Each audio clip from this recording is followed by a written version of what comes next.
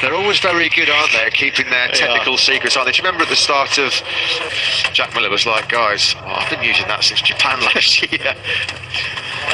So far so good for Pekka Bagnaia.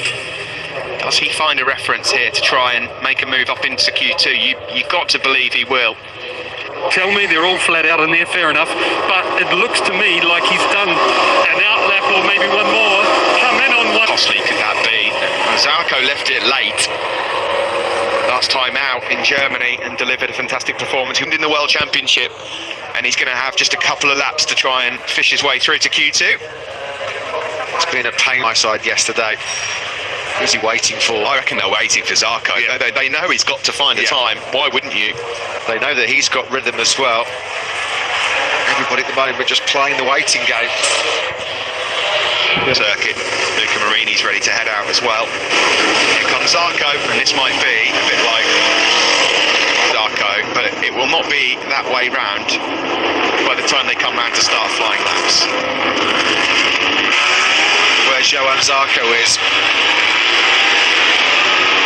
Jarco won't be fussed about it. He's Bronish Yamaha. Our best wishes to Frankie as he starts a rehabilitation on that knee surgery, and hopefully we can see him back in action. Podium in World Superbike in his short career so far. Yeah, an 8-week rehab coming up for Frankie. The problem is though, those boys behind him know they've got to get on with this.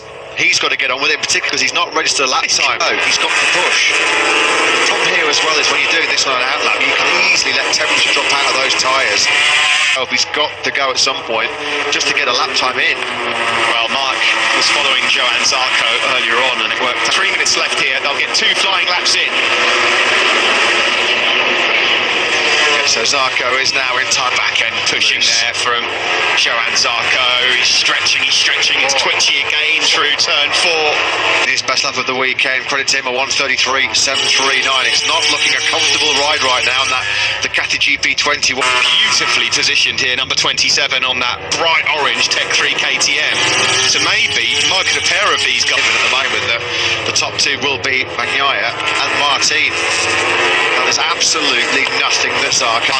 4th sector, and he's up still is Ika Lecuona, and Martin a couple of bikes back is also. It's all going to be down to this final sector. But that's, he says, the Tech 3 rider there comes over the start finish straight, and he goes P2. Good job. Yes, Jarco is over. Wow, Johan Jarco, the best he can hope for then is qualifying in 16th place from pole to 16th. Marc Marquez then is hoping that Ika Lecuona keeps this lap going to try and find a way through. Is there going to be any? Martin is up in sector 1 by over a tenth.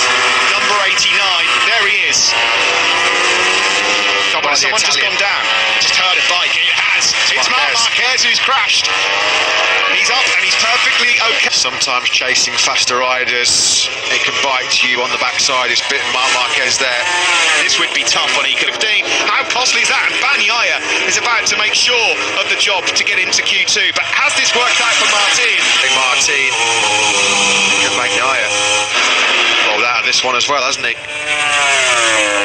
Also at this circuit, Martin then 3rd, Savadorian 14th on the grid ahead of Alex Marquez and Luca Marini. Johan Jarco day, a terrible day. The South African is going to be starting from 21st place on the grid. Let's see this crash then, and we'll know if there is any more to the story than that. Yeah, worst qualifying in MotoGP for Brad Binder. What happened to Jarco? This isn't over. It is not over. Jarco managed to get over the line for 1 more lap. That must have been by the skin of his teeth. He must have got over the line with a second or so to spare. That was obviously really, really tight. Didn't think he was going to make it, and it looks like a 32.541 right at the end of the session.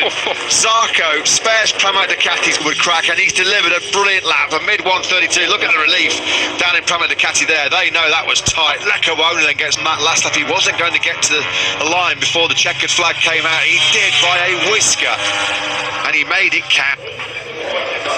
So unfortunate for Ika Lecuona. What an effort that was from him. He'll start from 13th. Yeah, he's going through. How vital could that be for him and his prospects of the podium here this weekend? He needed that.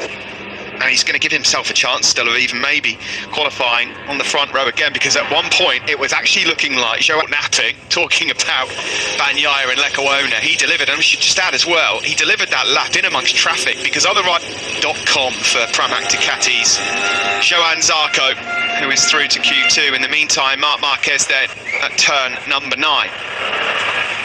Yeah, already hobbling a little bit, the after effects for back-to-back pole positions. Then Zarco, he's top ahead of fellow Ducati rider Pecco Bagnaia. Lecuona was due before a late lap was cancelled for exceeding track limits. Bastianini was 9th, Marc Marquez 20th, and Brad Binder the 133s. Brilliant performance by him. He was just over a second behind Zarco at the checkered flag. Excellent by the riders. Johan Zarco and Pecco Bagnaia, riders that sit 2nd and 4th in the World Championship, are through to September.